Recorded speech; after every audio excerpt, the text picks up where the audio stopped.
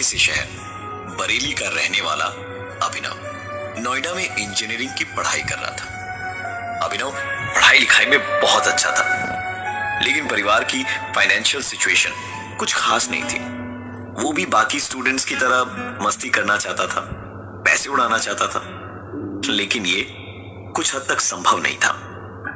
अभिनव के हाथ में उसकी इंजीनियरिंग की डिग्री थी और उसने ठान लिया था कि अब तो इतने पैसे कमाऊंगा कि पैसे घर भेजने के बाद भी इतने जरूर बचे कि थोड़ी बहुत मस्ती जरूर कर सकूं। चेन्नई की एक कंस्ट्रक्शन कंपनी में उसकी नौकरी भी लग गई। पहले 10 दिन उसने कंपनी की गेस्ट हाउस में बिताए। इस बीच इधर उधर खोजबीन के बाद उसे एक 2 BHK फ्लैट रेंट पर मिल गया।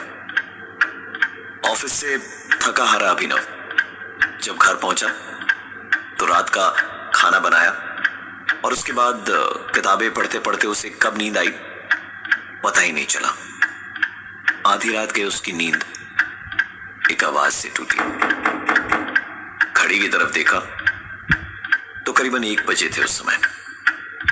आवाज घर के मेन गेट से आ रही थी। कई सवाल उमड़ रहे थे अभिनव के मन में।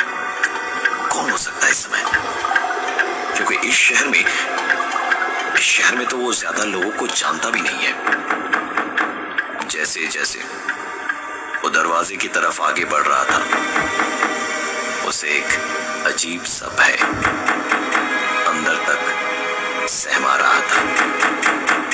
ऐसा लग रहा था मानो कोई ठीक उसके पीछे हो, परंतु पीछे घूमने की वो हिम्मत न कर सका।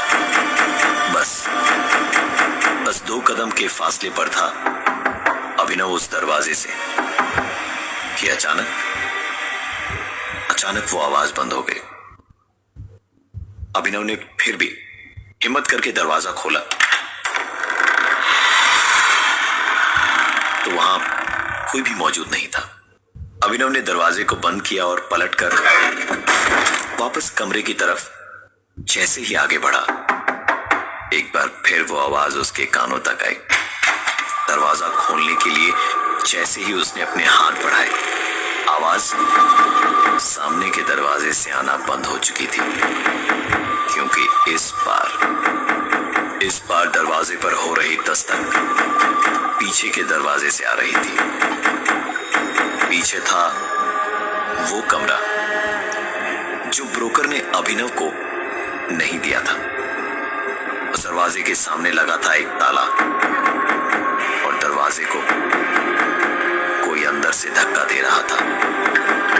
अभिनव और बर्दाश्त नहीं कर पाया और सीधा अपनी बिल्डिंग से बाहर निकलकर परेशानी वाली हालत में अपने दोस्त ऋषि को फोन करने लगा। ऋषि के फोन उठाने पर अभिनव ने उसे सारी बात बताई। आधे घंटे के ठीक बाद ऋषि उसके घर के बाहर था। दोनों एक साथ घर के अंदर प्रवेश करते हैं। चारों तरफ सन्नाटा था, ना कोई दस्तक और ना ही कोई और आवाज। दोनों काफी देर तक एक दूसरे से बातें करते रहे और उसके बाद तकरीबन 3 साढ़े 3 बजे उनकी आंख लगी। ऋषि को नींद में कुछ समझ नहीं आ रहा था, पर वो एक अजीब सी आवाज को सुन पा रहा था। ऐसी आवाज उसने आज से पहले कभी नहीं सुनी थी। जो आवाज अब तक उसे बड़ी दूर से सुनाई दे रही थी, वो अब धीरे धीरे और भी ज्यादा जोर पकड़ते हुए उसके कानों के पास आ रही थी। ऋषि इन चीजों को और बर्दाश्त नहीं कर पा रहा था। उसने अभिनव को नींद से जगाया और उसे सुनाई दे रही आवाज के बारे में बताया। अभिनव ने कहा यह शायद उसका वहम है। अभिनव को कोई भी आवाज सुनाई नहीं दे रही थी। ऋषि के सर से पसीना तरबतर गिरे जा रहा था, क्योंकि उसे वो आवाज साफ तौर पर सुनाई दे रही थी और वो धीरे धीरे उसे पागलपन की ओर घसीट रही थी। तभी अचानक अभिनव ने कहा कि क्या तुमने किसी के दरवाजे को खटखटाने की आवाज सुनी? ऋषि ने बताया कि उसे दरवाजे को खटखटाने की कोई आवाज नहीं आ रही है, पर इस तरह की आवाज सुनाई दे रही है।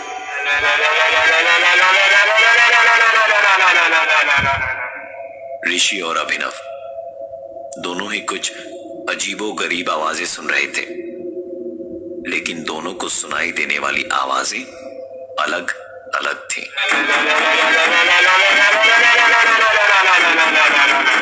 दोनों वहां से भागकर ऋषि के घर चले गए। रात बीतने के बाद सुबह ही अभिनव ने ब्रोकर को फोन लगाया और रात वाली बात बताई।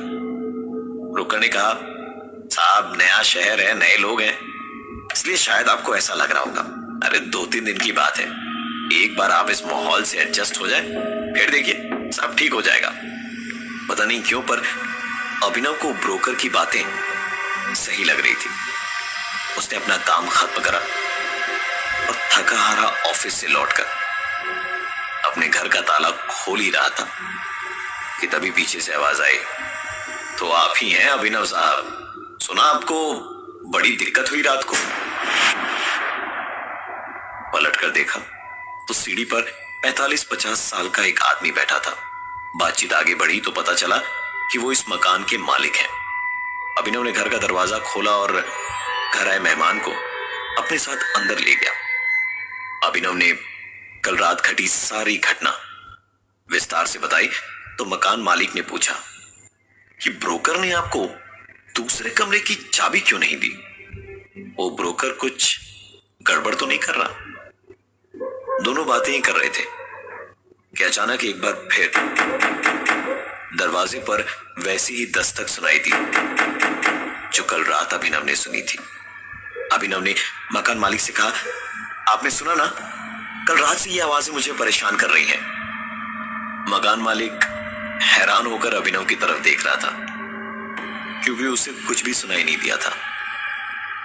खैर हिम्मत जुटाकर अभिनव वहां से उठा और कहा, मैं आपके लिए चाय बनाकर लाता हूं। चाय बनाने के लिए किचन में जाना तो बहाना था ताकि वो उस दरवाजे पर नजर रख सके जहां से वो अजीबोगरीब आवाजें आ रही थी। उसने चाय बनाने के लिए पानी उबालना शुरू किया और साथ ही ब्रोकर को फोन लगाया और कहा, यार सच बताना, इस घर में कुछ गड़बड़ तो नहीं है ना? इस घर के मालिक हमारे साथ यहां बैठे और पूछ रहे कि दूसरे वाले कमरे में ताला क्यों लगा रखा है। मकान मालिक का नाम सुनकर ब्रोकर की मानो हवाइयां उड़ गई। उसने दोबारा पूछा, कौन आया है आपके यहां? अभिनव ने बताया, मकान मालिक। और ये सुनते के साथ ही ब्रोकर ने फोन की लाइन काट दी। हड़बड़ाता हुआ दौड़ते हुए उनके घर पहुंचा। दरवाजा खुला तो सामने ब्रोकर के चेहरे की हवाइयां उड़ी हुई थी और शरीर पसीने से भरा था। इससे पहले कि अभिनव कुछ कहता, ब्रोकर ने पूछा, मकान मालिक कहाँ है? अभिनव ने कहा, यहीं मेरे साथ कमरे में बैठे चाय पी रहे। पर आप मुझे ये बताओ कि आपने ये कमरा बंद करके क्यों रखा? इसकी चाबियां कहाँ हैं? उसने कहा, चाबियां तो मैं आपको दे दूंगा, पर क्या मैं एक बार मकान मालिक से मिल सकता हूं? अभिनव उन्हें अपने साथ कमरे में ले गया। सामने टेबल पर पड़ी थी 2 कप चाय और आधी खाई हुई बिस्किट। अभिनव कमरे में इधर से उधर झांक रहा था क्योंकि जिस मकान मालिक की वो बात कर रहा था वो वहां मौजूद ही नहीं थे। और गौरतलब है कि उस घर से बाहर निकलने का सिर्फ एक ही द्वार था जहां थोड़ी देर पहले अभिनव और ब्रोकर दोनों खड़े थे। ब्रोकर ने कहा कि आप पता नहीं किसकी बात कर रहे थे, क्योंकि इस मकान के मालिक ने आज से 5 साल पहले उस बंद पड़े कमरे में फांसी लगाकर आत्महत्या की थी। ये घर उसने बहुत शौक से खरीदा था। रिसेशन के कारण उसकी नौकरी चली गई थी। धीरे धीरे वो कर्ज में डूबता गया। मुसीबत की घड़ी में उसके परिवार ने भी उसका साथ छोड़ दिया और उसके अकेलेपन ने उसकी जान ले ली। उस घर से बाहर आने जाने का सिर्फ एक ही दरवाजा था अभिनव ने आज तक इस तरह की चीज कभी अनुभव नहीं करी थी। उसने ब्रोकर से कहा कि मैं इस घर में 1 मिनट भी नहीं रह सकता और सारी चीजें अपनी पैक करने लगा। ब्रोकर ने भी उसकी मदद करी। दरवाजे को बंद करते वक्त उस ब्रोकर एवं अभिनव दोनों ने देखा कि कैसे उस बंद कमरे के दरवाजे पर कोई अंदर से दस्तक दे रहा था। रात अभिनव ने ऋषि के घर गुजारी। अभिनव और ऋषि बातचीत कर ही रहे थे कि तभी अचानक उन्हें एक आवाज सुनाई दी।